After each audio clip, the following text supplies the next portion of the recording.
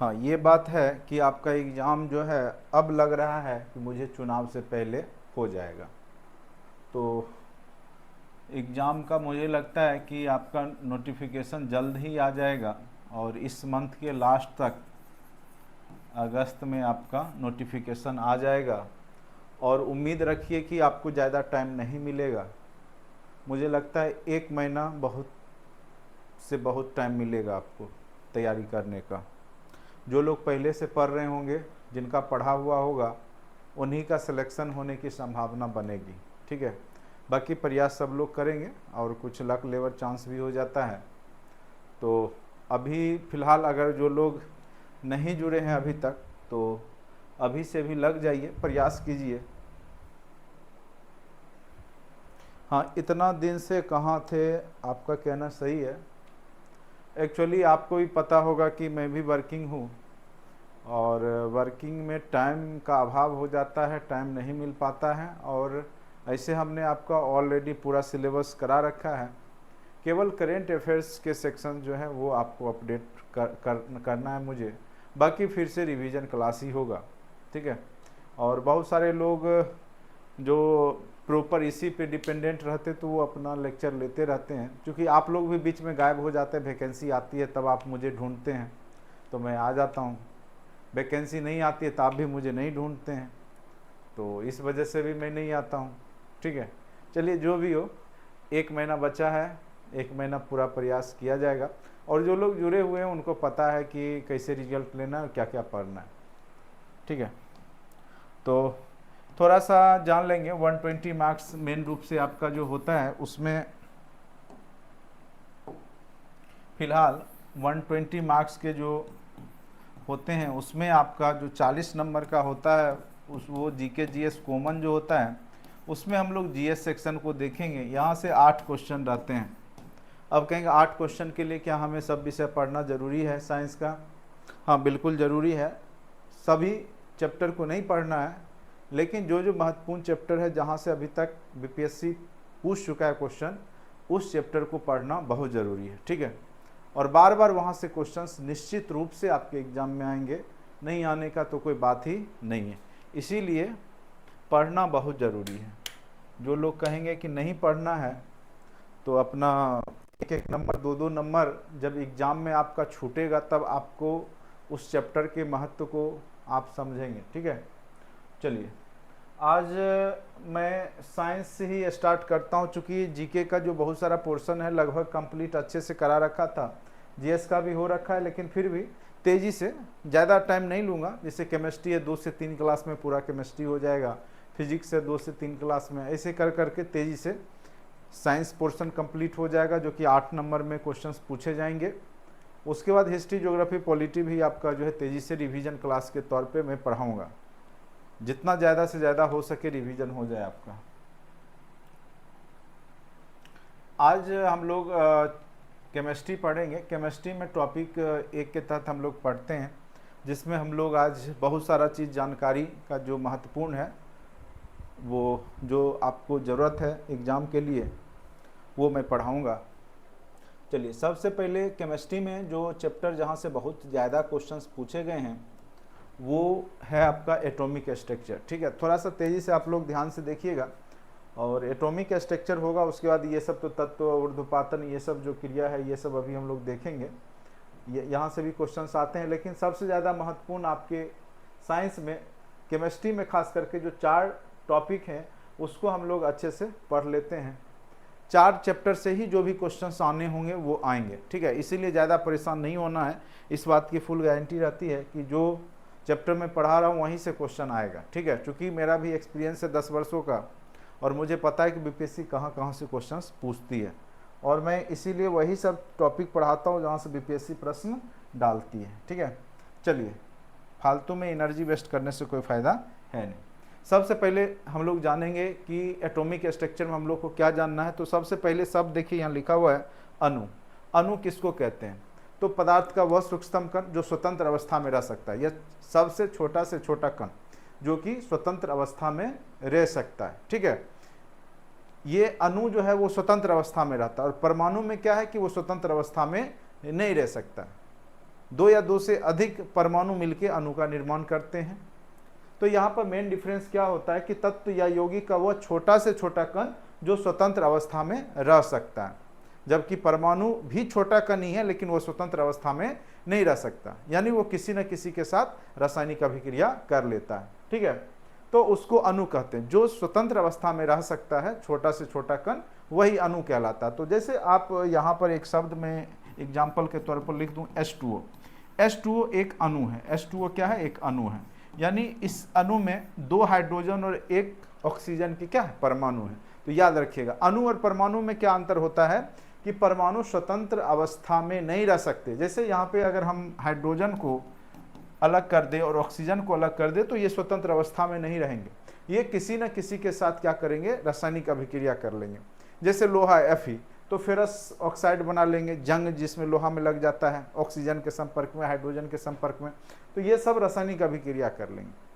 तो अणु क्या करेंगे? रासायनिक अभिक्रिया नहीं करेंगे। H2O जब तक है वो रासायनिक अभिक्रिया नहीं करता है। ठीक है, तो यहाँ पर क्या है? तत्व या यौगिक का वह छोटा से छोटा कण जो स्वतंत्र अवस्था में रह सकता है वो अणु कहलाता है। साधारणतया अणु 2 या 2 से अधिक परमाणुओं के संयोग से मिलकर बना होता है, यानी H2O दोनों मिल करके क्या बन गया? एक अणु, और हाइड्रोजन और ऑक्सीजन 2 परमाणु है यहाँ पे। ये आप समझ गए होंगे। परमाणु के बारे में जानिए क्या लिखा हुआ है यहाँ पे। परमाणु क्या होता है? कोई भी जो पदार्थ है, तत्व है या यौगिक, अत्यंत सूक्ष्म कणों से निर्मित होते हैं, जिन्हें क्या कहते हैं? परमाणु कहते हैं। या वह छोटा से छोटा कण जो रासायनिक अभिक्रिया में भाग लेता है, यानी अणु के कण रासायनिक अभिक्रिया में भाग नहीं लेंगे, लेकिन परमाणु क्या करेगा? रासायनिक अभिक्रिया में भाग लेगा। ठीक है, और यही रासायनिक अभिक्रिया के कारण ही, भाग लेने के गुण के कारण ही, जितने भी रासायनिक अभिक्रिया या जो भी आपस में दो जो मेटर हो गया या लिक्विड हो गया जो आपस में मिक्स करते हैं, तो वहाँ कहीं ना कहीं जो है परमाणु की जो भाग लेने की जो क्षमता होती है किसी अन्य पदार्थ के साथ मिल करके, तो वो यहाँ पे डिपेंड करता है। तो क्या बोल रहा है कि परमाणु कहते हैं, अथवा वह छोटा से छोटा कण जो रासायनिक अभिक्रिया में भाग लेता है, क्या कहलाता है? परमाणु कहलाता है। और परमाणु संरचना रदरफोर्ड ने आपको बताया था। यहाँ पे एक क्वेश्चन बार बार पूछेगा कि परमाणु का जो मॉडल है, संरचना किसने दिया था? तो आप नाम याद रखेंगे, रदरफोर्ड। उसका व्यक्ति का क्या नाम है? तो रदरफोर्ड। ठीक है, रदरफोर्ड ने ही परमाणु संरचना का खोज किया था। ठीक है, अब कहिएगा वो क्या है, उसके बारे में थोड़ा सा जानेंगे। परमाणु संरचना। परमाणु संरचना देखिए, रदरफोर्ड एक एक्सपेरिमेंट करते हैं। गोल्ड फॉइल, एक सोने का पत्थर लेते हैं और उस पर क्या करते हैं कि एक्स किरणें, अल्फा किरण जो कि पॉजिटिव किरण है, उसका बौछार करते हैं। उन्होंने देखा कि जो मैक्सिमम पोर्शन है वो कण के बीच से, वो जो परमाणु है उससे निकल जाता है, जबकि जो सेंटर वाला पोर्शन है वो रिटर्न जो है, बीम जो है फिर रिटर्न आ जाता है। यानी बीच का जो केंद्र है किसी भी परमाणु का वो पॉजिटिव चार्ज है। क्या है? बीच का केंद्र क्या है? पॉजिटिव चार्ज है, और चारों ओर इलेक्ट्रॉन उसके चक्कर लगाते हैं जो कि निगेटिव चार्ज है। तो कई बार पूछेगा कि परमाणु का नाभिक में किस प्रकार का चार्ज होता है, तो पॉजिटिव चार्ज होता है, और चारों ओर किस प्रकार का चार्ज होता है, तो निगेटिव चार्ज होता है। और किसी भी परमाणु के नाभिक में प्रोटॉन और न्यूट्रॉन रहते हैं। क्या रहते हैं? प्रोटॉन और न्यूट्रॉन रहते हैं। और किसी भी परमाणु की किसी पदार्थ की जो परमाणु संख्या होती है वो उसके प्रोटॉन की संख्या या इलेक्ट्रॉन की संख्या के बराबर होती है। चूंकि किसी भी परमाणु में जितना प्रोटॉन होता है उतना ही इलेक्ट्रॉन भी रहता है, जिस कारण से हम कह सकते हैं किसी भी पदार्थ की जो परमाणु संख्या होती है या तो प्रोटॉन की संख्या के बराबर होती है या आपके इलेक्ट्रॉन की संख्या के बराबर होती है। जैसे मान के चलिए एक एग्जाम्पल लेते हैं, जैसे सोडियम। सोडियम ले लिए, सोडियम 11। ठीक है, तो सोडियम 11 है, जो 11 है यही परमाणु संख्या है, यानी इलेक्ट्रॉन की जो संख्या होगी, इलेक्ट्रॉन की संख्या वो भी 11 होगी और प्रोटॉन की संख्या वो भी 11 होगी। ठीक है, तो यहाँ पे 11। अगर इसका वेट देखा जाए, द्रव्यमान संख्या, ठीक है, तो द्रव्यमान संख्या सोडियम का 23 होता है। कितना होता है? 23 होता है।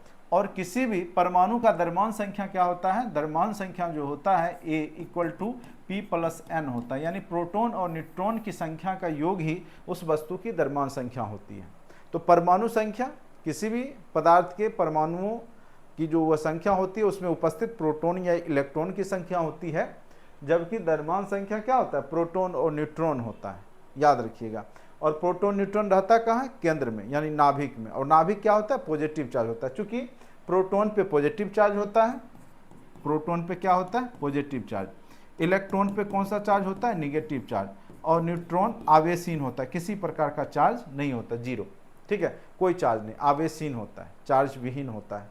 तो कुल मिलाकर के जो नाभिक होता है, चूंकि प्रोटॉन न्यूट्रॉन है तो पॉजिटिव चार्ज हो गया।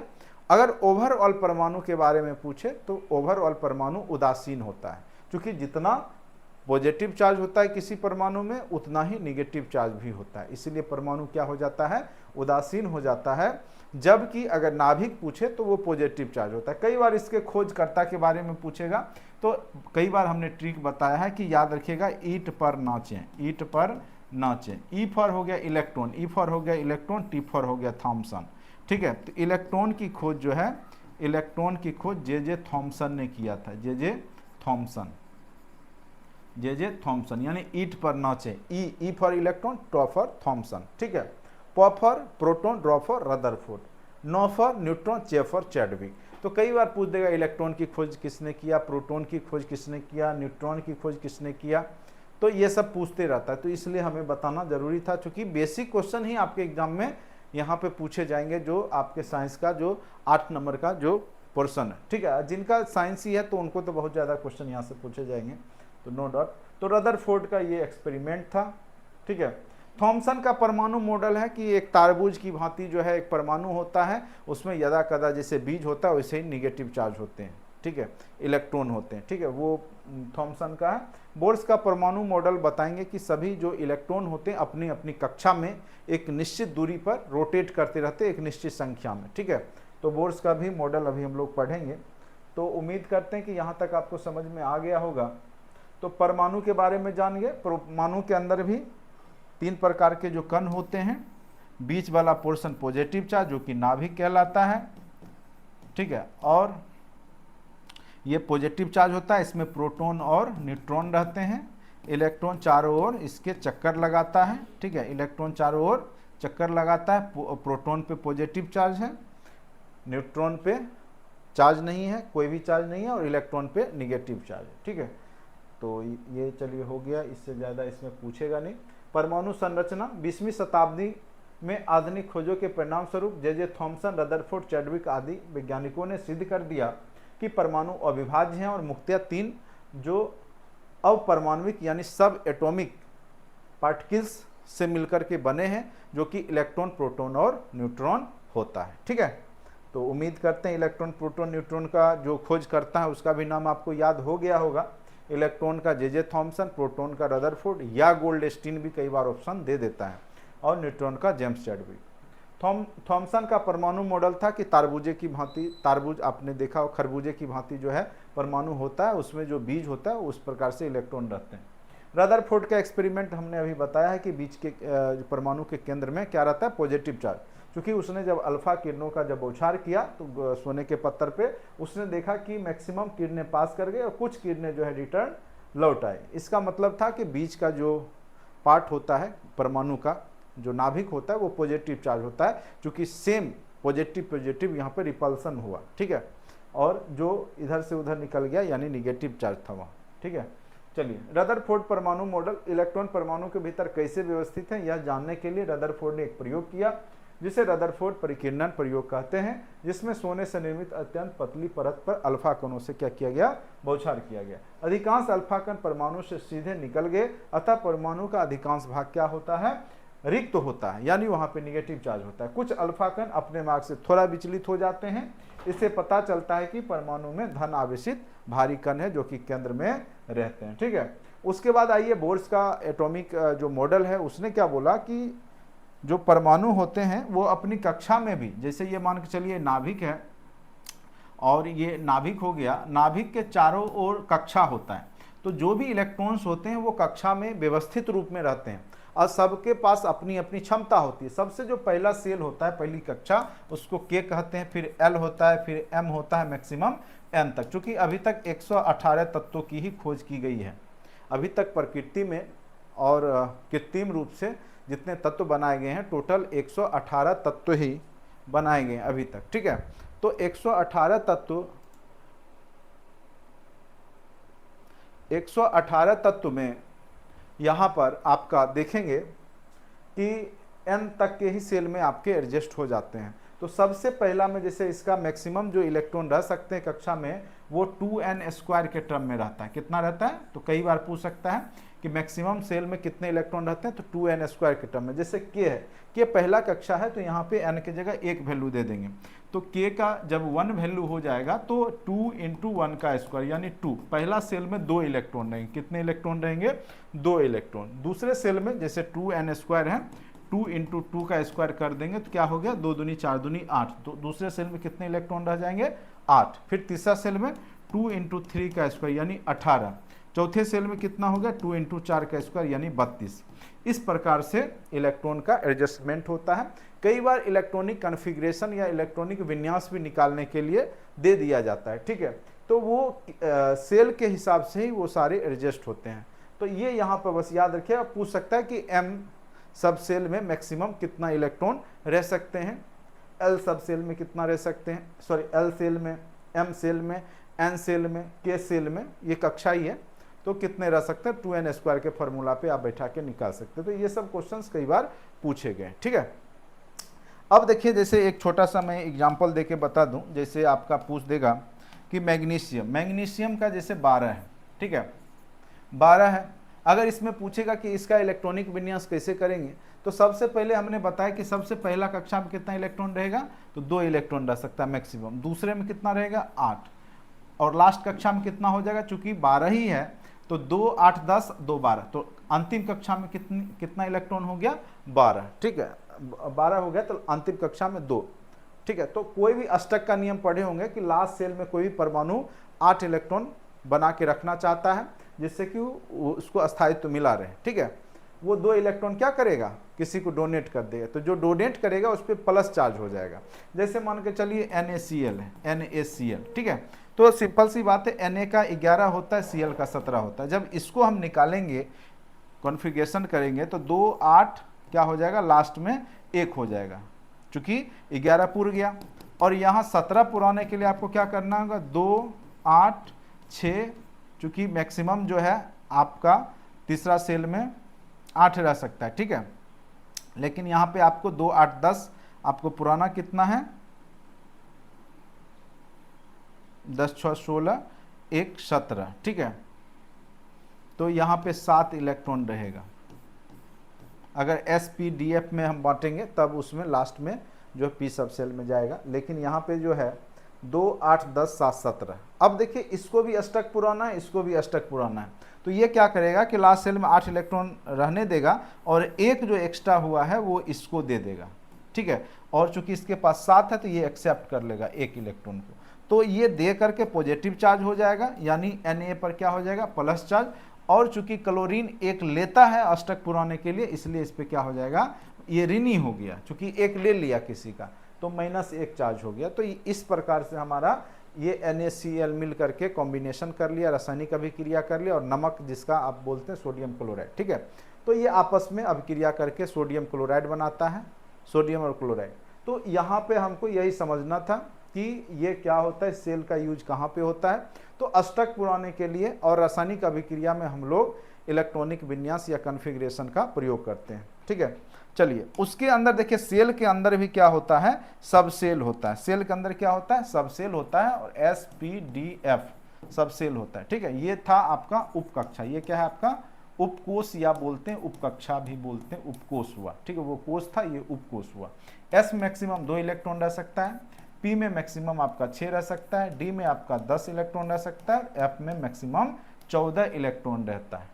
अगर आपको इलेक्ट्रॉनिक कॉन्फ़िगरेशन निकालने के लिए पूछ दे तो आप ऐसे भी, अगर कोई बड़ा सा पूछ दिए या सिंपल पूछे तो आप बना ही लेते हैं, 4 5 6 7, ठीक है। फिर आपका 2 3 4 5 6 7, 3 4 5 6 7 4 5, ठीक है। इसमें SS लिख दीजिए, यहाँ PP लिख दीजिए,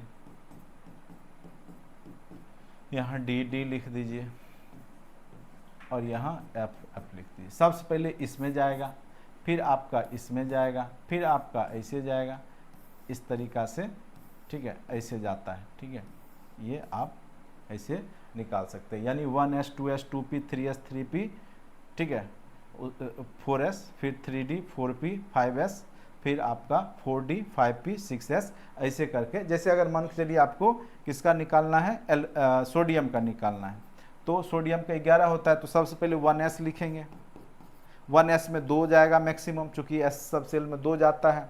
फिर 2s में भी 2 ही मैक्सिमम जा सकता है, s में 2 ही जाता है। p में मैक्सिमम कितना जाता है आपका, 6 जा सकता है, 2p 6। फिर s में जाएगा 3s 1, यानी 2 2 4 6 10 1 11, यानी इसका इलेक्ट्रॉनिक कन्फिगरेशन क्या हो गया, 1s2 2s2 2p6 3s 1, ठीक है। तो इस प्रकार से आप कई बार इलेक्ट्रॉनिक कन्फिगरेशन भी एग्जाम में निकालने के लिए पूछ देता है, तो आप निकाल सकते हैं, ठीक है। कई बार संयोजकता या संयोजी इलेक्ट्रॉन कितना होगा, तो जितना डोनेट करने से, त्यागने से या ग्रहण करने से अष्टक पूरा हो जाए, उसी को हम लोग संयोजकता कहते हैं, ठीक है।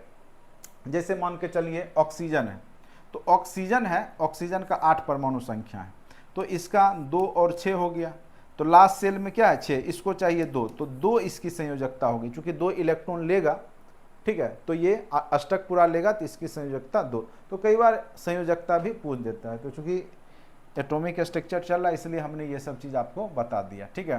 तो S में 2, P में मैक्सिमम 6 रह सकते हैं सब सेल में, D में 10, F में 14। तो ये आपको नोट्स हमने ग्रुप में भेज दिया है। उसके बाद क्वांटम संख्या क्या होता है, क्वांटम संख्या किसी परमाणु के भीतर उपस्थित इलेक्ट्रॉन के कोष उपकोष कक्षक के चक्रण की दिशा एवं ऊर्जा की जानकारी देता है। मुख्य क्वांटम संख्या क्या है, यह इलेक्ट्रॉन के मुख्य ऊर्जा स्तर को प्रदर्शित करता है, इसको n द्वारा प्रदर्शित, n द्वारा इसको क्या करते हैं, जितना उसमें इलेक्ट्रॉन रहेगा उसका उतना ऊर्जा होगा। उसके बाद है आपका एजीमुथल क्वांटम नंबर, इलेक्ट्रॉन कक्षक की आकृति को प्रकट करता है। L का न्यूनतम मान 0 और अधिकतम मान n-1 होता है। चुंबकीय क्वांटम संख्या क्या होता है, यह उप ऊर्जा स्तरों के कक्षकों को प्रदर्शित करता है, इसका मान जो है +1 से लेकर के -1 तक होता है। ये पूछेगा तो ऐसे ही पूछेगा, चुंबकीय क्वांटम संख्या का मैक्सिमम, न्यूनतम से मैक्सिमम मान कितना होता है, ठीक है, 0 भी हो सकता है। उसके बाद है चक्रण क्वांटम, स्पिन क्वांटम, इलेक्ट्रॉन की चक्रण की दिशा को प्रदर्शित करती है कि किस दिशा में वो चक्र हो रहा है। किसी चुंबकीय क्वांटम संख्या के लिए चक्रण क्वांटम संख्या का मान +½ और -½ होता है, ठीक है, या तो प्लस होगा या माइनस होगा, ठीक है, या तो 90 डिग्री या आपका बिलो 180 डिग्री, ठीक है। तो वो +½ या -½ तो यहाँ पे ज़्यादा आपको प्रश्न पूछेगा नहीं, अगर पूछेगा भी तो आपको जैसे पूछ देगा सोडियम दे देगा, ठीक है, सोडियम दे देगा, कहेगा इसमें जो है न्यूट्रॉन की संख्या क्या होगी, ठीक है, कहेगा न्यूट्रॉन की संख्या, यही सब क्वेश्चन बार बार पूछा, इसीलिए इसकी चर्चा मैं कर रहा हूँ, ठीक है। तो द्रव्यमान संख्या आपका 23 है, और द्रव्यमान क्या होता है, जो द्रव्यमान होता है वो द्रव्यमान होता है प्रोटॉन और न्यूट्रॉन, ठीक है, प्रोटॉन और न्यूट्रॉन। तो प्रोटॉन यानी उसकी परमाणु संख्या ही प्रोटॉन संख्या होती है, तो 11 आपको पता ही है, तो द्रव्यमान भी आपको पता ही है, प्रोटॉन या इलेक्ट्रॉन दोनों बराबर होता है, और यहाँ पर 11 है, तो न्यूट्रॉन की संख्या आप निकाल सकते हैं। न्यूट्रॉन इक्वल टू क्या हो गया, 23 में से 11 गया 12। तो यही क्वेश्चन बीपीएससी का फेवरेट है, बार बार क्वेश्चन पूछा है इस तरह का। तो एटॉमिक स्ट्रक्चर में यही सब क्वेश्चन आपको पूछा जा सकता है। मैक्सिमम खोजकर्ता पूछता है किस प्रकार का चार्ज होता है, केंद्र में कैसा चार्ज होता है, तो केंद्र में पॉजिटिव चार्ज होता है। ओवरऑल परमाणु उदासीन होता है, जितने प्रोटॉन होते हैं उतने इलेक्ट्रॉन भी होते हैं। न्यूट्रॉन की खोज जेम्स चैडविक ने किया, इलेक्ट्रॉन का जे थॉमसन ने किया है, और प्रोटॉन का रदरफोर्ड ने किया है। बस इससे ज़्यादा अब आपको यहाँ पे पढ़ने की आवश्यकता नहीं है, ये सब आपको कभी पूछा नहीं है तो पूछेगा नहीं। चलिए अब थोड़ा सा ऊपर में हम समझते हैं।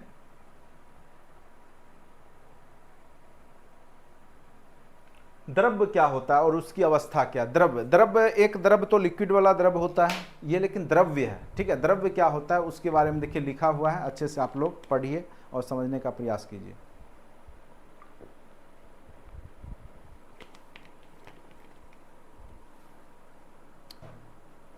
उम्मीद करते हैं आप लोग को समझ में आ रहा होगा। चूंकि देखिए साइंस है और बहुत लोग का बैकग्राउंड साइंस नहीं होगा, बहुत लोग भाग गए, इसलिए मैं जल्दी आता नहीं हूँ।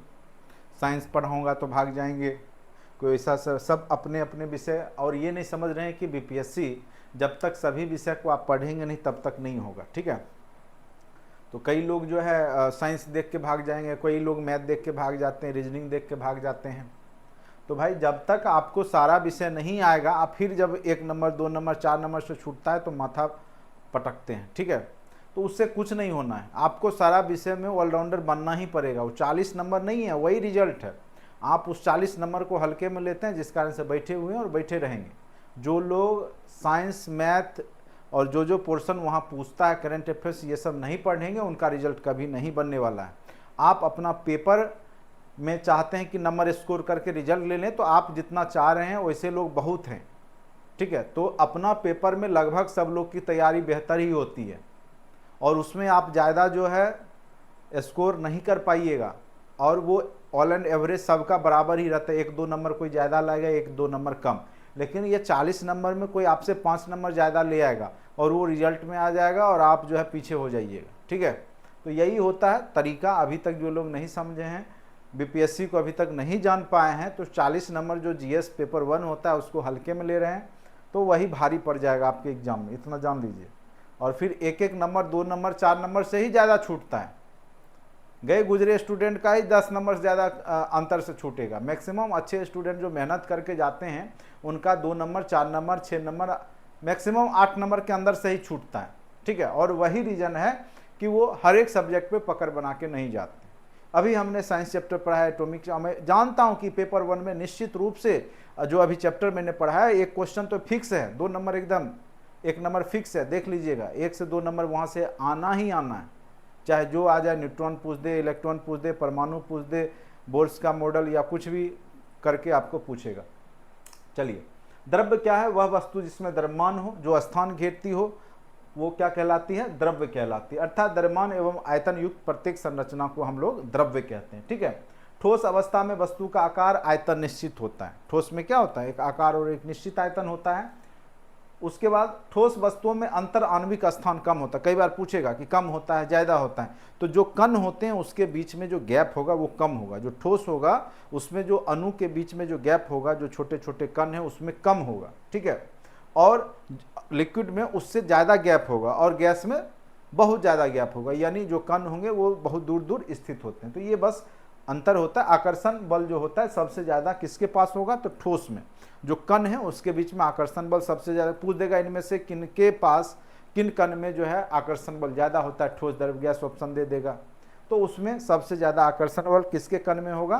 तो ठोस के कण में होगा। वो आपस में नज़दीक नज़दीक बंधे होते, इसलिए तो वो ठोस अवस्था में एक निश्चित आकृति लिए हुए, जो कि उसमें जो जो हम दूर जाएंगे तो लिक्विड बनेगा, फिर गैस बन जाएगा, ठीक है।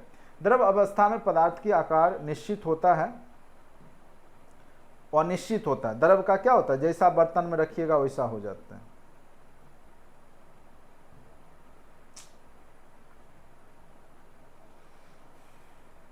पदार्थ का आकार अनिश्चित होता है, परंतु आयतन क्या होता है? निश्चित होता है। द्रव का क्या होगा? आकार अनिश्चित। कटोरा में रखेंगे तो कटोरा जैसा, गिलास में रखेंगे गिलास जैसा हो जाता है। लेकिन आयतन तो उतना 1 kg 1 लीटर है तो 1 लीटर ही रहेगा, घटेगा बढ़ेगा नहीं। द्रवों में अंतर आणविक ठोस की अपेक्षा अधिक दूरी पे होता है, ठीक है। द्रव की भौतिक अवस्था में परिवर्तन कई बार पूछ देगा, और ये खूब पूछता है। गलन, बाष्पीकरण, संघनन, हिमीकरण, ऊर्ध्वपातन।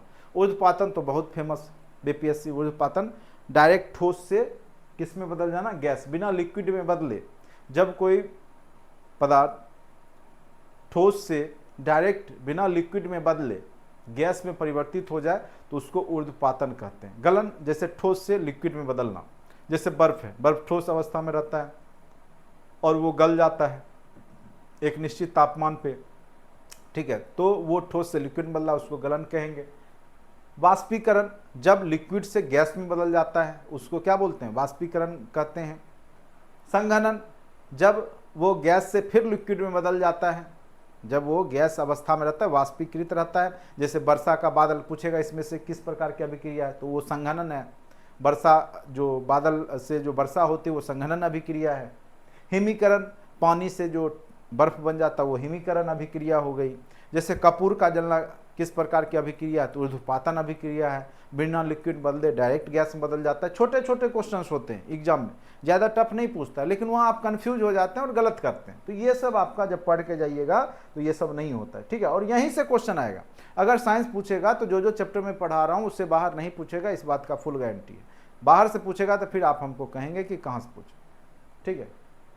गलन, किसी पदार्थ, वही चीज है, किसी जब ठोस पदार्थ द्रव अवस्था में परिवर्तित होता है उसको गलन कहते हैं, ठीक है। और उसका जो गलनांक होता है मेल्टिंग पॉइंट, जिस ताप पर वो पिघल जाता है उसको मेल्टिंग पॉइंट कहा जाता है, गलनांक कहा जाता है। वाष्पीकरण, किसी पदार्थ का द्रव अवस्था से गैसीय अवस्था में, जैसे 100 डिग्री सेल्सियस टेम्परेचर पे पानी क्या होगा, वो वाष्पीकृत हो जाता है, तो उसका जो वाष्पीकरण पॉइंट हो गया वो क्वथनांक कहलाता है, जिस पे वो गैस अवस्था में, तो 100 डिग्री सेल्सियस क्वथनांक होता है वाटर का। यानी जिस ताप पर, जिस टेम्परेचर पर लिक्विड से वो गैस में बदल जाता है वो पॉइंट क्या कहलाता है, क्वथनांक कहलाता है, उस द्रव का क्वथनांक कहलाता है। जैसे वाटर का क्वथनांक क्या है, 100 डिग्री सेल्सियस, 100 डिग्री सेल्सियस पे वो वेपर बन जाता है, ठीक है। मेल्टिंग पॉइंट क्या हो गया, लगभग आपका 0 डिग्री पे वो बर्फ बन जाता है, हिमीकरण हो जाता है, फिर आपका 4 से 5 डिग्री पर वो पिघलना शुरू हो जाएगा। तो संघनन, यह वाष्पीकरण की विपरीत प्रक्रिया है, यानी वायु में उपस्थित जलवाष्प का कण जब पुनः किस में बदल जाता है, वाटर में, पानी में बदलने लगता है, जल में बदलने लगता है, तो इस क्रिया को संघनन कहते हैं, ठीक है।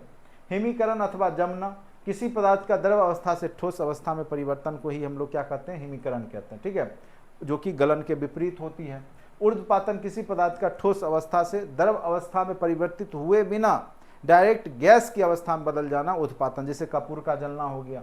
कार्बन डाइऑक्साइड या शुष्क बर्फ गैस में बदलना एवं कपूर का जलना ऊर्ध्वपातन। ऊर्ध्वपातन वाला याद रखिए, कई बार बीपीएससी पूछ चुका है। निक्षेपण क्या होता है, किसी पदार्थ का गैसीय अवस्था से द्रव अवस्था में परिवर्तित हुए बिना ठोस अवस्था में परिवर्तित हो जाना निक्षेपण। जैसे बर्फबारी होता है ना, वो गैस रहता है लेकिन डायरेक्ट पानी में ना बदल करके, कई बार आपका बारिश होता है ना, पत्थर का वर्षा कहते हैं, वो बर्फ का जो बारिश होती है, तो वो डायरेक्ट क्या हुआ, वाष्प से डायरेक्ट वो हिमकण में बदल जाता है, यानी ठोस अवस्था में, लिक्विड में बदले बिना, तो वो आपका क्या कहलाता है, निक्षेपण कहलाता है। तो क्वेश्चन पूछ सकता है कि जैसे जलवाष्प का सीधे बर्फ में परिवर्तित हो जाना किस अभिक्रिया का उदाहरण है, पढ़े रहिएगा तभी बनाइएगा, निक्षेपण का उदाहरण है, ठीक है। चलिए अब आ जाइए, द्रव की रासायनिक अवस्था में परिवर्तन। द्रव का भी रासायनिक अवस्था में क्या क्या परिवर्तन होगा, तो कलिल या कोलाइड, उसके बाद निलंबन। कलिल या कोलाइड किसको कहते हैं, विभिन्न पदार्थों का वह मिश्रण है जिसमें मिश्रित पदार्थ के कण एक दूसरे में सर्वत्र बिखरे रहते हैं परंतु पूर्णतः मिश्रित नहीं होते। जैसे दूध में छाली का मिला रहना एक प्रकार का क्या, कोलाइड विलयन है, ठीक है। उसमें मिला हुआ है लेकिन सभी जगह आपका छाली एक जैसा नहीं रहेगा, कहीं पतला दूध रहेगा, कहीं ज़्यादा गाढ़ा छाली होता है, ठीक है। कलिल अथवा कोलाइड कहलाते। कोलाइड के विभिन्न रूप निम्नलिखित हैं, जैसे झाग, पायस, एरोसोल, ये सब इसके एग्जाम्पल है, ठीक है। तो ये द्रव में द्रव का ही मिश्रण होता है, द्रव में द्रव का ही मिश्रण होता है, लेकिन कहीं ज़्यादा वो मिले होते हैं, कहीं कम, तो वैसे को हम लोग कोलाइड मिश्रण कहते हैं, ठीक है। तो ये भी क्वेश्चन पूछा हुआ है। उसके बाद यह पूछ सकता है एरोसोल किस प्रकार का है, तो एक प्रकार का कोलाइड मिश्रण है। निलंबन, वह विषमांगी मिश्रण जिसमें बड़े आकार के ठोस कण विद्यमान होते हैं और वे द्रव विलायक में घुलते नहीं हैं बल्कि मिश्रण पात्र की तलछटी में एकत्र हो जाते हैं। जैसे बालू और जल का मिश्रण, बालू और जल में कितना भी मिलाइएगा बालू भारी होता है, धीरे धीरे वो नीचे बैठ जाता है और पानी को आप अलग कर सकते हैं, तो इस अभिक्रिया को निलंबन कहा जाता है। या कई बार पूछ देगा कि बालू से जल के मिश्रण को अलग करना किस प्रकार का है, तो निलंबन की क्रिया है, ठीक है। उसके बाद मिश्रण क्या होता है, एक देखिए मिश्रण पूछेगा, तत्व, यौगिक और मिश्रण, ये सब आपको जानकारी होना चाहिए। तत्व क्या होता है, कोई एक ही प्रकार के परमाणुओं से मिलके बने होते हैं, जैसे कॉपर है तो उसके छोटे कण में भी कॉपर ही होगा। जैसे सोना है, गोल्ड है, Au है, तो उसका अगर हम छोटा कण भी लेंगे सोना का तो वो Au यानी उसी परमाणु से मिलके बना होगा, ठीक है। लेकिन यौगिक क्या होता है कि 2 या 2 से अधिक प्रकार के परमाणुओं से मिलके बने होते हैं, जैसे H2O पानी, हाइड्रोजन और ऑक्सीजन, 2 अलग अलग तत्व मिलके बनाया यौगिक, लेकिन उसका निश्चित अनुपात होता है, मिश्रण में निश्चित अनुपात नहीं होता, जैसे शरबत, ठीक है। तो शरबत एक प्रकार का क्या है, मिश्रण है। H2O क्या है, एक प्रकार का यौगिक है। और जैसे ऑक्सीजन हो गया या नाइट्रोजन हो गया या जो भी आप Ag ले लीजिए, Au ले लीजिए, ये सब क्या है, तत्व है। तो तत्व, यौगिक और मिश्रण, यही अंतर है।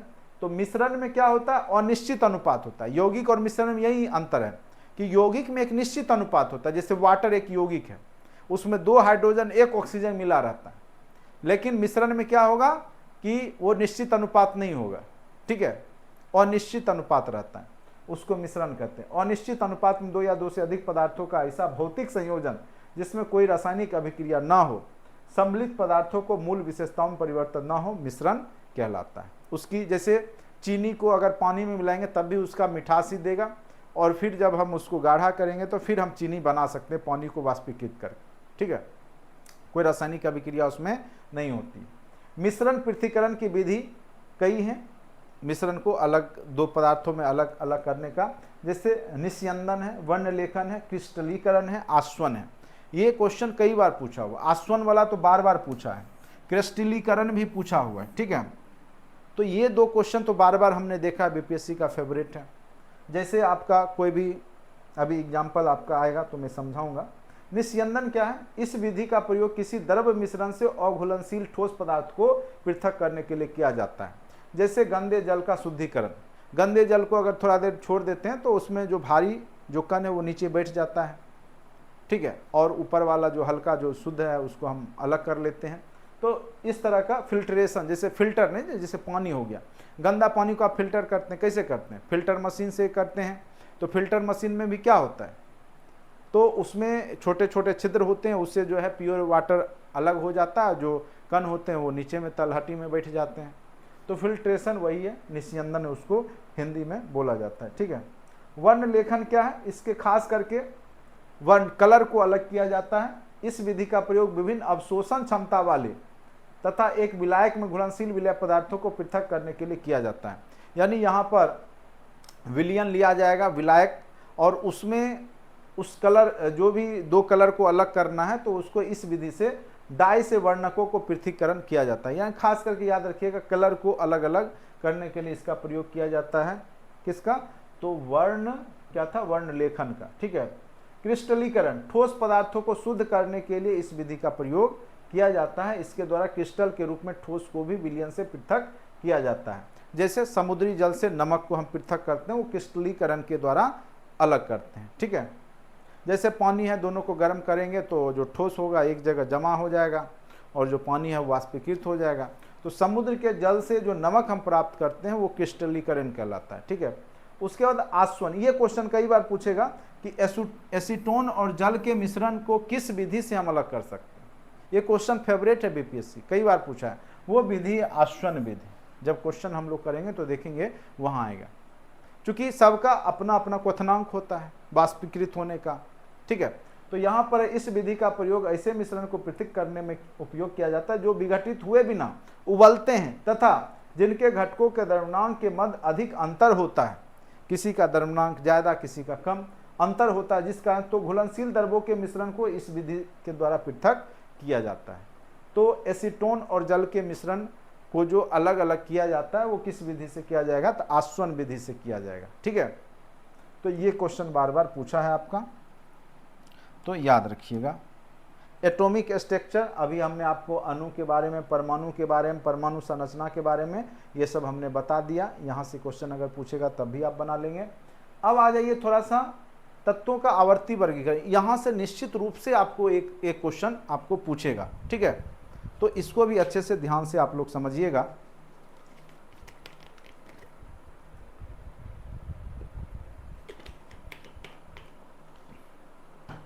अभी थोड़ा देर पहले हमने बताया था कि प्रकृति में टोटल 118 तत्व की खोज हो चुकी है अभी तक, ठीक है। तो वो विभिन्न रूपों में, कोई तत्व के रूप में है, कोई यौगिक के रूप में है, ठीक है। प्रकृति में स्थित प्रत्येक पदार्थ किसी न किसी तत्वों के मिश्रण यौगिक से निर्मित, ठीक है।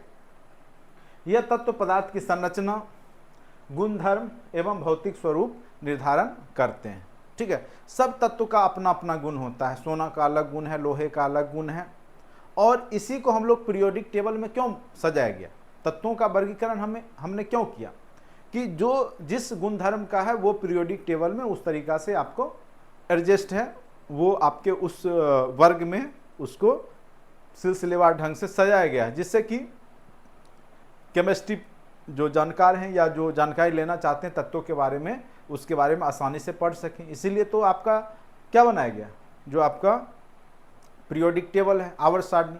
ठीक है, 1800 ईस्वी तक वैज्ञानिकों को मात्र 30 तत्वों के उपस्थिति की ही ज्ञान थी, यानी 1800 ईस्वी तक लोगों को ज़्यादा तत्वों के बारे में जानकारी नहीं थी। आपको पता होगा कि लोहा जो है सिंधु घाटी सभ्यता तक खोजी नहीं गई थी। जब हम लोग इतिहास पढ़ते हैं तो उसकी खोज कब हुई, वैदिक सभ्यता के जब आपका उत्तर वैदिक काल का प्रारंभ होता है तब वहाँ से लोहे का दिखना शुरू होता है। उससे पहले लोहे का कहीं चर्चा ही नहीं है, यानी लोहे धातु की खोज नहीं हुई थी उससे पहले। तो उसी प्रकार से 1800 ईस्वी तक अगर देखा जाए तो मात्र 30 ही प्रकार के तत्वों की खोज हुई थी। लेकिन अभी वर्तमान में कितने तत्व, परंतु 2016 तक 118 तत्वों की खोज की जा चुकी है। इसमें 94 तत्व प्रकृति में पाए जाते हैं। 94 तत्व कहाँ पाए जाते हैं, प्रकृति में पाए जाते हैं। और बाद बाकी जो 24 तत्व हैं वो वैज्ञानिकों के द्वारा संश्लेषित करके बनाए जाते हैं। तो कई बार पूछेगा कितने तत्व प्रकृति में पाए जाते हैं उसी रूप में, तो 94, और 24 जो है वो संश्लेषित करके बनाए गए। टोटल तत्व कितने खोजे जा चुके हैं, 128। यहाँ से क्वेश्चन पूछा जा सकता है। अब देखिए बहुत सारा यहाँ पे बहुत वैज्ञानिकों के द्वारा जो है बनाया गया आवर्त सारणी, पीरियोडिक टेबल। लेकिन मेन रूप से आपको मेंडलीफ का पूछेगा या आपका मोसले का जो आधुनिक आवर्त सारणी है उसी से रिलेटेड क्वेश्चन पूछा जाता है। ऐसे डोबेराइनर का त्रिक सिद्धांत है, कई और भी वैज्ञानिक हुए, लेकिन वो सब आपको नहीं पूछता है। तो जो पूछता क्या, मेंडलीफ का आवर्त सारणी। इसमें पूछेगा कितने वर्ग होते हैं, ठीक है, कितने आवर्त होते हैं। तो याद रखिएगा 9 वर्ग होता है और 7 आवर्त होता है। ठीक है, वर्ग यानी आपका ग्रुप। ठीक है, तो और ये किसके आधार पर, तो ये परमाणु संख्या के आधार पर नहीं था, इन्होंने जो सजाया था वो द्रव्यमान संख्या के आधार पर। तो मेंडलीफ ने जो गलतियां की उसको सुधार करके आधुनिक आवर्त सारणी बनाया गया। लेकिन सबसे पहले बढ़िया से जो सुंदर से व्यवस्थित करने का काम मेंडलीफ ने ही किया था। ठीक है, 19वीं शताब्दी के मध्य में रूसी वैज्ञानिक D.I. मेंडलीफ ने तत्व तथा उनके यौगिक की तुलनात्मक अध्ययन से एक नियम प्रस्तुत किया जिसे मेंडलीफ का आवर्त नियम भी कहते हैं। मेंडलीफ के आवर्त नियम के अनुसार तत्वों का भौतिक एवं रासायनिक गुण उनके परमाणु भारों के आवर्त फलन होता है। इसने एक गलती क्या की, इसने जो उसके गुण धर्म को बताया वो उसके भार के अनुकूल बताया, जबकि जब भार के अनुकूल देखा गया तो बहुत सारे तत्व में कमियां रह गई, गलतियां हुई, वहाँ जो आवर्त सारणी वो सही से नहीं बन रहा था। फिर जाकर के मेंडलीफ द्वारा बनाई गई आवर्त सारणी में 9 वर्ग और 7 आवर्त थे। बस ये याद रखना है। फिर इसको मोसले ने दूर किया और आधुनिक आवर्त सारणी बनाई। और आधुनिक आवर्त सारणी आप इसको देखिए, यही आपका आधुनिक आवर्त सारणी है।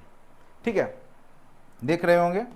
अब कई बार आपको पूछेगा कि इसमें से कौन सा जो है नॉन मेटल है, तो ये जो यहाँ पे आपको दिख रहा है ये ऊपर वाला नॉन मेटल है, ये आपका क्या है, मेटल है। तो यहाँ पे आपका जो है ट्रांजिशन मेटल है। ठीक है, उसके बाद सबका अपना इधर नोबेल गैस है जो अष्टक पूरा करके रखे हुए हैं, वो किसी से अक्रिय गैस हैं, वो भाग नहीं लेंगे। ऐसा इसलिए क्योंकि उसके लास्ट में क्या होता है, 8 इलेक्ट्रॉन होता है, और जिसके कक्षा में, जिस तत्व की कक्षा में के अंतिम सेल में 8 इलेक्ट्रॉन होंगे वो भाग नहीं लेंगे। इसलिए नहीं लेंगे क्योंकि अष्टक पूरा हुआ रहता है। हाइड्रोजन के केस में द्वितीयक पुराना होता है।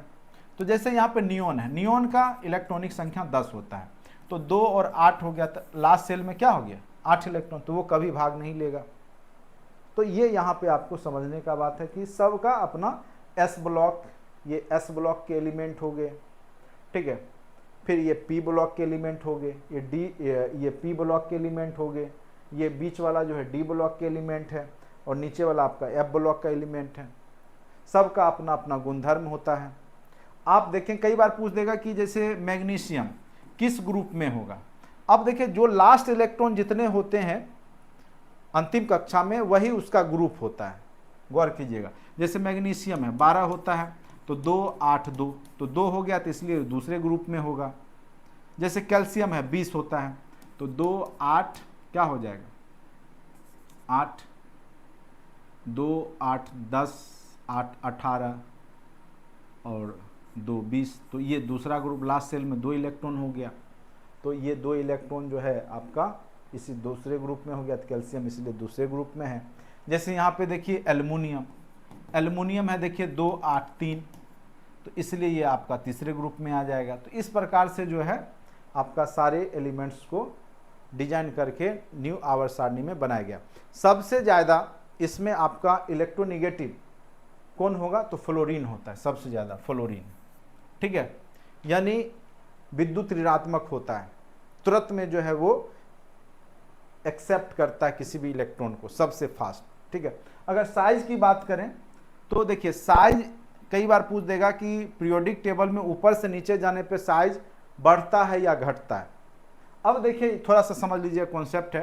लिथियम का परमाणु संख्या कितना है, 3 है, और आपका सोडियम का कितना है, 11 है, और पोटासियम का कितना है, 19, ठीक है।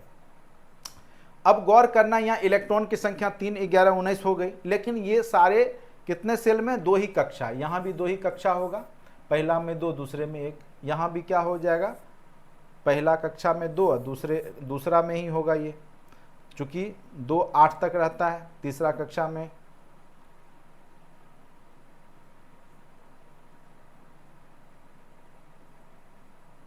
तो जो उसके बाद 2 8 10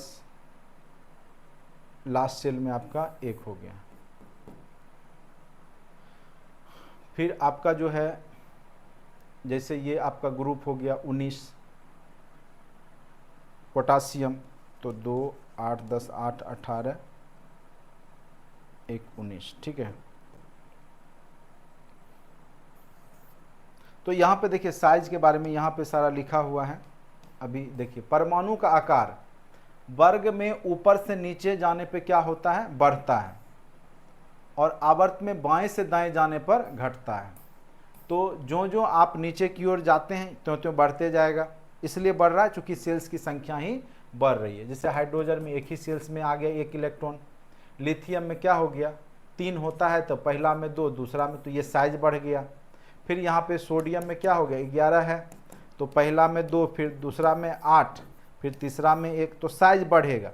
तो यही चीज़ बोला है कि अगर आप पीरियोडिक टेबल में ऊपर से नीचे जाते हैं तो साइज क्या होता है, बढ़ता है, ठीक है। लेकिन अगर आप बाएं से दाएं जाएंगे तो साइज घटेगा, बाएं से जाएंगे तो साइज क्या हो जाएगा, घटेगा। ऐसा क्यों होगा, क्योंकि देखिए यहाँ पे अगर आप देखिए लिथियम है, बेरिलियम है, लिथियम में परमाणु संख्या 3 है, बेरिलियम में 4 है, और बोरोन में 5 है, ठीक है, बोरोन में 5। लेकिन सेल देखिए यहाँ पर भी पहला में 2 इलेक्ट्रॉन, दूसरा में 1 इलेक्ट्रॉन, यहाँ पे क्या हो गया, पहला में 2 इलेक्ट्रॉन, दूसरे सेल में 2 इलेक्ट्रॉन, यहाँ भी पहला में 2 इलेक्ट्रॉन, दूसरे में 3 इलेक्ट्रॉन, ठीक है। साइज सेम ही है, कक्षा का साइज, लेकिन जो इलेक्ट्रॉन जितना होगा वो कक्षा को अपने ओर उतना अंदर खींचेगा, ठीक है। जिसमें प्रोटॉन केंद्र में होगा ज़्यादा, वो इलेक्ट्रॉन को अपने ओर ज़्यादा खींचेगा, ठीक है। तो यहाँ पर क्या है, जो ये 3 इलेक्ट्रॉन है वो ज़्यादा खींचेगा विथ रिस्पेक्ट, या आप कह सकते हैं 5 इलेक्ट्रॉन है यहाँ पे, ठीक है, 5 इलेक्ट्रॉन है, तो कक्षा में अगर 5 प्रोटॉन है तो वो 5 इलेक्ट्रॉन को ज़्यादा खींचेगा अपने ओर, ठीक है। तो वो ज़्यादा छोटा हो जाता है। यहाँ पे 4 ही इलेक्ट्रॉन है तो वो कम खींचेगा, यहाँ 2 ही इलेक्ट्रॉन है तो उससे भी कम खींचेगा। यानी कक्षा का साइज जो होगा वो लिथियम का बड़ा होगा बोरोन की अपेक्षा, चूंकि इसमें इलेक्ट्रॉन कम है तो वो जो बाहरी इलेक्ट्रॉन है उसको ज़्यादा खींच नहीं पाएगा, ठीक है। तो जिसके पास ज़्यादा इलेक्ट्रॉन प्रोटॉन होगा वो इलेक्ट्रॉन को उतना खींचेगा, तो उसका कक्षा का साइज उतना छोटा हो जाएगा। यहाँ 5 है तो पाँचों मिल के खींचेगा, यहाँ 4 है तो 4 ही खींचेगा, तो वो उतना छोटा नहीं होगा। इसके बाद और अगर ज़्यादा वाला आएगा, 7 वाला आएगा तो और ज़्यादा खींच लेगा, ठीक है, क्योंकि सेल तो 2 ही तक गया है। इलेक्ट्रॉन की संख्या बढ़ेगी तो सेल अगर सेम है और इलेक्ट्रॉन की संख्या बढ़ेगी तो साइज उसका घटते जाएगा। तो यही चीज़ यहाँ पे समझाया गया है। ऊपर से नीचे जाने पर साइज बढ़ता है, जबकि बाएं से दाएं जाने पर क्या होता है, घटता है। और हमेशा याद रखिएगा विद्युत ऋणात्मकता जो होती है पीरियोडिक टेबल में फ्लोरीन का सबसे ज़्यादा होता है। आप पीरियोडिक टेबल में देखिएगा फ्लोरीन एकदम कोना में है, दिखा देते हैं आपको कहाँ पे है पीरियोडिक टेबल में फ्लोरीन, यहाँ पे आपको दिखेगा। फ्लोरीन कहाँ दिख रहा है? यहाँ पे दिख रहा है। यानी इधर से इधर जाएंगे तो विद्युत ऋणात्मकता क्या होगी? बढ़ेगी। क्या होगी? बढ़ेगी। और नीचे से ऊपर जाएंगे तब भी बढ़ेगी, चूंकि ये कोना में है, तभी तो सबसे ज़्यादा विद्युत ऋणात्मक फ्लोरीन है। तो इसके आधार पे आप याद रखिएगा कि विद्युत ऋणात्मकता पीरियोडिक टेबल में बाएं से दाएं जाने पे बढ़ेगी, यानी धनात्मकता फिर दाएं से बाएं जाने पर बढ़ेगी। ठीक है, तो एक केवल फ्लोरीन से आप कॉन्सेप्ट समझ सकते हैं, क्योंकि फ्लोरीन पीरियोडिक टेबल में एकदम कॉर्नर पर है ना, यहाँ पे। तो इधर से इधर जाएंगे, चूंकि ये सबसे ज़्यादा विद्युत ऋणात्मक तत्व होता है फ्लोरीन, तो बाएं से जब दाएं जाएंगे तो विद्युत ऋणात्मकता क्या हो रही है? बढ़ रही है। और नीचे से जब ऊपर जा रहे हैं पीरियोडिक टेबल में तब भी बढ़ रही है, यानी ऊपर से नीचे जाएंगे तो घटेगी।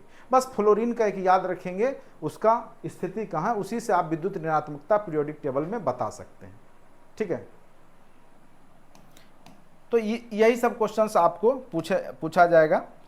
ठीक है, एक कई बार आपको पूछ देता है क्वेश्चन समभारिक और समस्थानिक।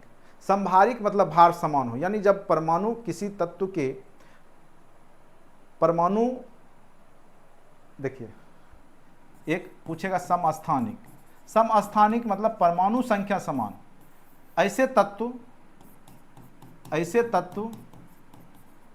जिनके परमाणुओं की परमाणु संख्या, जिनके परमाणुओं की परमाणु संख्या समान, किंतु द्रव्यमान संख्या क्या हो? भिन्न हो, तो उसको हम लोग समस्थानिक बोलते हैं। जैसे हाइड्रोजन में हाइड्रोजन, ड्यूटेरियम, ट्राइटियम। ठीक है, तो यहां पर देखिए परमाणु संख्या तीनों का एक एक है, लेकिन द्रव्यमान संख्या 1 है, 2 है, 3 है, तो ये आपस में समस्थानिक हो गए। समभारिक में क्या होगा? इसी का उल्टा, ऐसे तत्व जिनके द्रव्यमान संख्या समान किंतु परमाणु संख्या भिन्न भिन्न हो। जैसे एग्जांपल आर्गन, पोटासियम, कैल्शियम। अब देखिए कैल्शियम का 20 होता है, पोटासियम का 19 होता है, आर्गन का 18, लेकिन द्रव्यमान संख्या सबका 40-40 ही होता है। तो यहाँ पे द्रव्यमान संख्या समान है और परमाणु संख्या भिन्न है, तो ये आपस में क्या हो गए? समभारिक हो गए। तो ये याद रखिएगा, तो यहाँ समस्थानिक समभारिक भी कई बार पूछ दिया जाता है।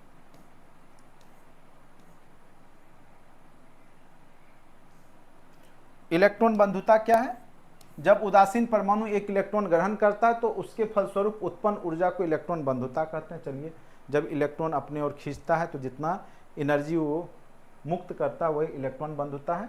विद्युत ऋणात्मकता किसी तत्व की परमाणु की वह क्षमता जिससे वह साझेदारी की इलेक्ट्रॉन जोड़ी को अपनी ओर खींचता है, यानी सबसे ज़्यादा कौन खींचता है? तो फ्लोरीन सबसे ज़्यादा खींचता है। ठीक है, याद रखिए वो सबसे ज़्यादा विद्युत ऋणात्मक होता है। अब देखिए प्रकृति में टोटल कितने तत्व पाए जाते हैं, तो याद रखिएगा ये सब महत्वपूर्ण तथ्य है। यहाँ से एक क्वेश्चन एकदम याद रखिएगा, पूछ देगा। ठीक है, प्रकृति में कुल ज्ञात तत्वों की संख्या कितनी है? वो नेट इंटरनेट के वजह से होता होगा। प्रकृति में कुल तत्व कितने हैं? तो 118 याद रखिएगा। जो प्रकृति में प्राप्त तत्व कितने हैं? 94, जो प्रकृति से हमें मिलता है, और संश्लेषित होता है कृत्रिम विधि से वो 24, तो 118 एकदम याद रखिएगा। धातु तत्वों की संख्या, जिसमें धातु कितने हैं? धातु का क्या गुण होता है? चमक होता है, आघातवर्धनीय होता है, विद्युत का सुचालक होता है, यही सब होता है। तो धातु तत्वों की संख्या कितनी है? 91 है। ठीक है, उसके बाद अधातु तत्वों की संख्या कितनी है? 20। अधातु तत्व कितने हैं? 20। धातु तत्व कितने हैं? 91, याद रखिएगा। तो धातुओं की संख्या ज्यादा है प्रकृति में, 91 है, और अधातु मात्र कितने हैं? 20 ही हैं। उपधातु की संख्या मात्र कितनी है? 7, याद रखिएगा। अच्छा, अगर पूछेगा भूपर्पट्टी में सबसे अधिक मात्रा में पाया जाने वाला तत्व कौन सा है, तो ऑक्सीजन याद रखिए। भूपर्पट्टी पूछ रहा है, पूरे भूमि नहीं पूछ रहा है, पूरे पृथ्वी नहीं पूछ रहा है, केवल भूपर्पट्टी ऊपर वाला परत में ऑक्सीजन। अगर पूरे पृथ्वी तो लोहा ही सबसे ज्यादा है। ठीक है, भूपर्पट्टी में ऊपर वाला ही जो भूमि है उसका पार्ट का ही पूछ रहा है, पूरे पृथ्वी की बात नहीं हो रही। तो कई बार पूछ देगा कि पृथ्वी पर सबसे अधिक कौन तत्व पाया जाता है, आप मार के आ जाइएगा ऑक्सीजन, फिर गलत हो जाएगा, जान लीजिए वहाँ पे लोहा हो जाएगा, क्योंकि उसका जो कोर होता है वो लिक्विड अवस्था में लोहा ही है, फेरस और निकेल, निफे जिसको बोलते हैं, कोर में निफे ही है ना, निकेल फेरस। भूपर्पट्टी में सबसे अधिक मात्रा में पाए जाने वाला तत्व सियाल और सीमा कहाँ रहता है, ऊपर भूपर्पट्टी में सियाल यानी सिलिका एल्युमिनियम, एल्युमिनियम। धातु तत्व पूछे, धातु के रूप में जो तत्व है वो सबसे ज्यादा भूपर्पट्टी पे कौन सा है, तब एल्युमिनियम बोलना है। धातु तत्व, सिंपल तत्व पूछे तो ऑक्सीजन बोलना, याद रखिएगा। सबसे हल्का तत्व हाइड्रोजन, सबसे हल्का हाइड्रोजन। सबसे भारी तत्व ऑस्मियम होता है, सबसे भारी तत्व, ठीक है। सबसे हल्का धातु तत्व, धातु के रूप में तत्व जो है वो लिथियम होता है। तो थोड़ा थोड़ा के लिए आपको कंफ्यूज करा देगा, धातु तत्व अगर पूछे तब लिथियम, सीधे तत्व पूछे हल्का तो आपको हाइड्रोजन बोलना है, कंफ्यूज नहीं होइएगा। द्रव धातु तत्व ये पूछा हुआ है, कौन ऐसा धातु है जो द्रव अवस्था में रहता है, तो पारा, ठीक है, याद रखिएगा। द्रव अधातु तत्व ये भी पूछा हुआ है, बीपीएससी का फेवरेट क्वेश्चन, ब्रोमीन, कौन ऐसा धातु है जो द्रव अवस्था में रहता है। छोटे छोटे क्वेश्चंस पूछे जाते हैं कॉन्सेप्ट पे आधारित, तो याद रखना है आपको ब्रोमीन। विद्युत का सबसे अच्छा सुचालक तत्व चांदी, लेकिन चांदी का प्रयोग विद्युत तार में होगा तो कितना महंगा हो जाएगा, इसीलिए नहीं करते, लेकिन सबसे अच्छा सुचालक होता है चांदी, इसके बदले में हम लोग कॉपर का यूज करते हैं। विद्युत का सबसे अच्छा सुचालक हो गया चांदी। विद्युत का सुचालक अधातु तत्व, अधातु है लेकिन विद्युत को भी सुचालक, यहाँ यानी विद्युत इससे पास हो जाती है, सुचालक होता है। अधातु तत्व, अधातु जो विद्युत का सुचालक होता है वो क्या है, तो ग्रेफाइट। सबसे अधिक आघातवर्धन यानी जिसका पतला तार बनाया जा सके वो है सोना, इसलिए सोना का आभूषण बनाया जाता है। सबसे अधिक क्रियाशील अधातु तत्व फ्लोरीन, क्रियाशील होता है, तुरंत किसी से भी अभिक्रिया कर लेता है एकदम, क्योंकि इसके फ्लोरीन का कितना होता है परमाणु संख्या, 9 होता है। कितना होता है, 9, तो 2, 8, 1, ये तुरंत किसी को देने के लिए तैयार हो जाएगा, ठीक है। Fluorine, chlorine, fluorine, bromine, iodine, ठीक है, ये सब। सबसे अधिक क्रियाशील धातु तत्व सीजियम, क्रियाशील अगर धातु पूछे तत्व में तब सीजियम, अधातु तब फ्लोरीन। सर्वाधिक आयनन विभव वाला तत्व हीलियम, न्यूनतम आयनन विभव वाला तत्व सीजियम, ठीक है, एकदम याद रखिएगा। नोट्स आपको भेज दिए हैं, टेस्ट का लिंक भी भेज दिए, थोड़ा टेस्ट लगा लीजिएगा। सर्वाधिक विद्युत ऋणात्मक, अभी फ्लोरीन तत्व पूछ दे तो। सबसे प्रबल ऑक्सीकारक, ये भी आपका फ्लोरीन। मानव शरीर में सर्वाधिक मात्रा में पाए जाने वाला तत्व ऑक्सीजन। मिट्टी के तेल में किस तत्व को रखा जाता है, तो सोडियम। हड्डियों व दांतों का निर्माण किससे होता है, तो कैल्शियम, ठीक है। तो ये आप इतना याद रखेंगे, ठीक है। तो आज के क्लास में इतना ही रहने देते हैं। ऐसे इसमें भी है कुछ नहीं, आप लोग रीडिंग करके रखेंगे, अगले दिन जो है जब हम, या इसको भी देख ही लेते हैं, चलिए ये आपका पार्ट 1 कंप्लीट ही हो जाएगा, ज़्यादा कुछ है नहीं। धातु, धातु कर्म एवं मिश्र धातु, ठीक है। तो धातु का गुण आप लोग को पता ही होता है, आघातवर्धनीय होता है, धातु में तन्यता होती है, विद्युत का सुचालक होता है, ठीक है।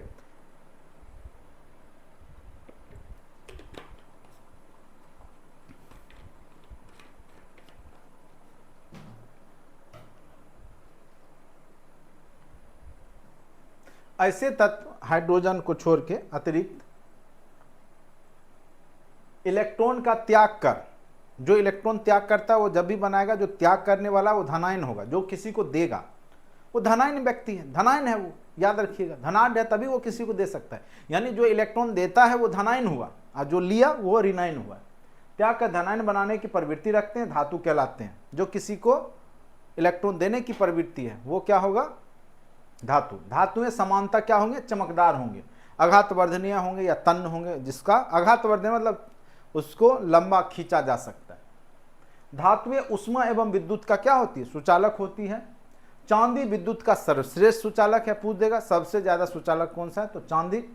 धातुओं में विद्युत चालकता घटते क्रम में होती है, जैसे चांदी में सबसे ज़्यादा उससे कम तांबा में, उससे ज़्यादा कम एल्युमिनियम में, उससे ज़्यादा कम टंगस्टन में। अब देखिए पृथ्वी की भूपर्पट्टी में धातुओं का मुख्य स्रोत क्या क्या है, कौन कौन से धातु हैं? तो सबसे ज़्यादा एल्युमिनियम है भूपर्पट्टी पे, लेकिन पूरे पृथ्वी में बात करें तो लोहा सब ज़्यादा है। तो भूपर्पट्टी में एल्युमिनियम 7% रहता है, लोहा 4% है, कैल्शियम 3% है, याद रखिएगा। खनिज, भूपर्पट्टी में प्राकृतिक रूप से पाए जाने वाले तत्व या यौगिक को क्या कहते हैं? जो प्राकृतिक रूप से पाया जाता है, ठीक है, उसको हम लोग खनिज कहते हैं भूपर्पट्टी में।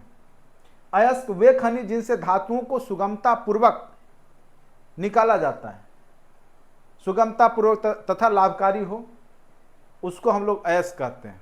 जैसे आपका बॉक्साइट से एल्युमिनियम निकाला जाएगा तो अयस्क हो गया।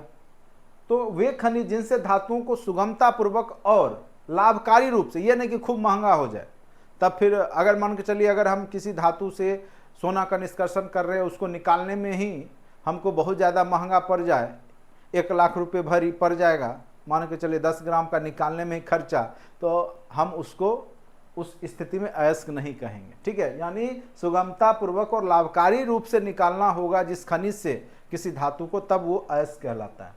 धातु कर्म, अयस्कों से धातु के निष्कर्षण तथा परिष्करण में जो सम्मिलित जो प्रक्रम है, जो विधियां हैं, उसको धातु क्रम कहा जाता है। कई बार पूछा गेंग क्या है, ये पूछा हुआ क्वेश्चन बीपीएससी का। तो अयस्क में जो अशुद्ध पदार्थ मिले होते हैं, जैसे लोहा है तो केवल लोहा, जैसे फेरस अयस्क हो गया, ठीक है, मैग्नेटाइट हो गया, तो उसमें गेंग भी रहता है, गंदगी भी मिला रहता है। तो गंदगी जो अशुद्ध होता है, जो पदार्थ मिला रहता है, उसको गेंग कहते हैं। हिमेटाइट, मैग्नेटाइट, ये सब जो है। फ्लक्स, अयस्क में मिले गेंग अशुद्ध पदार्थ को हटाने के लिए बाहर से मिलाए गए पदार्थ को फ्लक्स कहते हैं। यानी गंदगी को हटाने के लिए ऐसे पदार्थ को मिलाते हैं जो गंदगी को अलग कर दे, उसको फ्लक्स कहा जाता है। और ये सब धातु कर्म में हम लोग प्रयोग करते हैं। भर्जन, इस प्रक्रिया में धातु के अयस्क को गर्म हवा की उपस्थिति में उसके द्रव्यमान के नीचे ताप पर गर्म करते हैं, जिससे इसमें मिली अशुद्धि ऑक्सीकृत हो जाती है। यानी गर्म करते हैं तो लिक्विड अवस्था में आता है, तो धातु एक जगह हो जाता है और जो गंदगी है वो जल जाता है।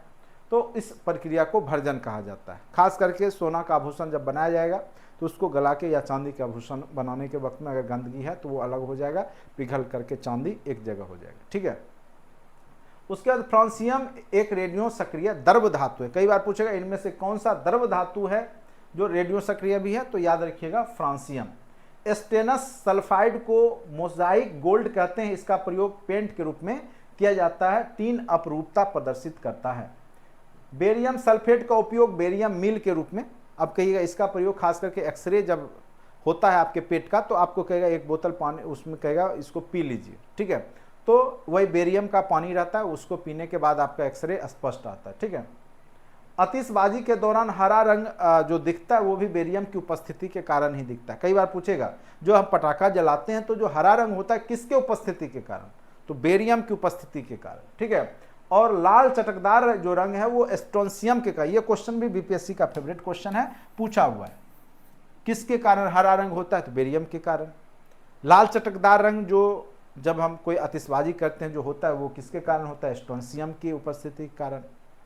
लिथियम सबसे हल्का धात्विक तत्व है, यह सबसे प्रबल अपचायक भी होता है।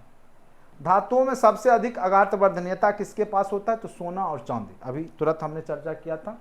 कैंसर रोग के इलाज में कोबाल्ट के समस्थानिक का प्रयोग किया जाता है। कई बार पूछेगा इनमें से किस धातु का प्रयोग कैंसर के इलाज में होगा, तो याद रखिएगा कोबाल्ट धातु। गैलियम धातु कमरे के ताप पे द्रव अवस्था में रहता है, पारा कह सकते हैं। उसके बाद सबसे भारी धातु ऑस्मियम और सबसे मजबूत जिसका फिलामेंट बनता है, बहुत मजबूत होता है, टंगस्टन का बना होता है, ठीक है। कठोर धातु सबसे क्रोमियम होता है।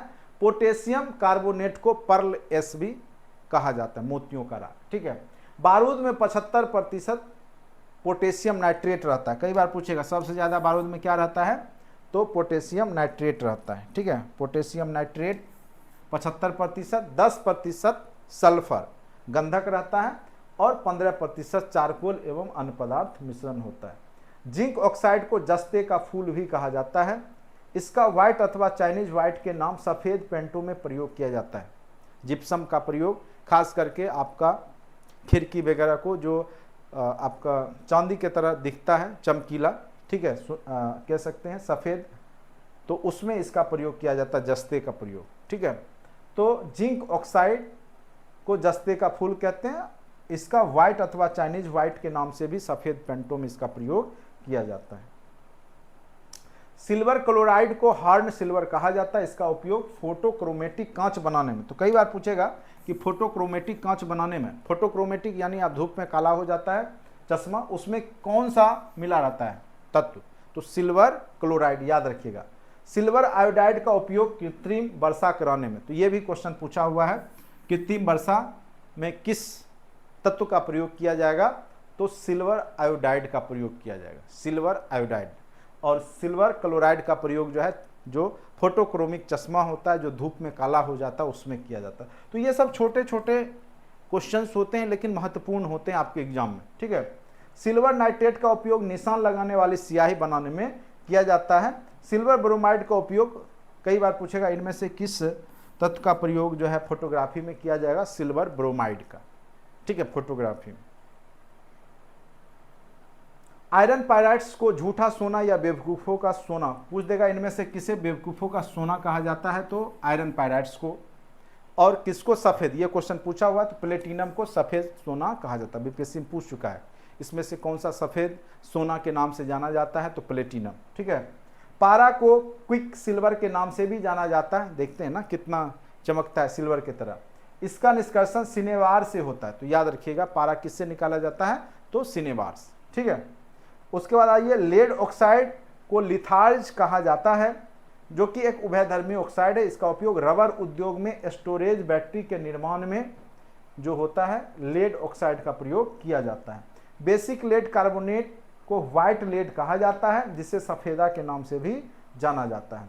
यूरेनियम के बारे में भी खूब क्वेश्चन पूछता है। यूरेनियम को आधा धातु कहा जाता है। यूरेनियम कार्बाइड का प्रयोग हेबर विधि में अमोनिया के उत्पादन में उत्प्रेरक के रूप में किया जाता है, ठीक है। तो ये प्लूटोनियम एक भारी रेडियो सक्रिय धातु है और यह एक्टिनाइड श्रेणी का सदस्य है, प्लूटोनियम। तो कई बार पूछ देगा कि भारी रेडियो सक्रिय धातु इनमें से कौन सा है, तो प्लूटोनियम। और ये एक प्रकार से एक्टिनाइड श्रेणी का जो है तत्व भी है, ठीक है, सदस्य भी है।